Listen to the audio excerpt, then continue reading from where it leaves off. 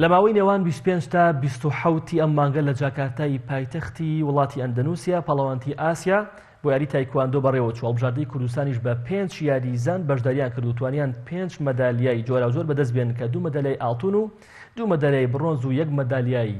زیو بوون.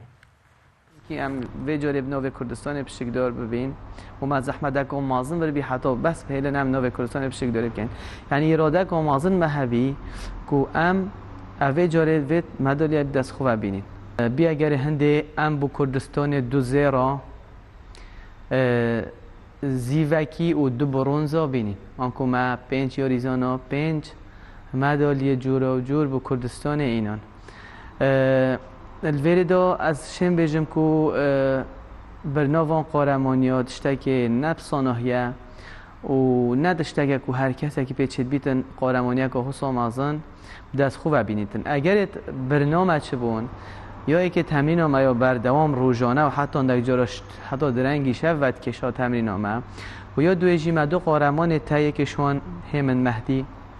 که 2 جارا مدالیا زری دست خوب اینایه سراست جهانه و یه دیجی دلشاد احمد اوجی جامری 3 جارا بشکداری قهرمانی نیو دولتی داکریه و حتی نهایی چویه اوانا خبره کبی بگ و هاتن او خبره خو او شارزایا خو مر تمرین دیفون کرن دیفوی شارزای خبره وان های جبر هنده معف سرکفتنه بدست خوبه اینا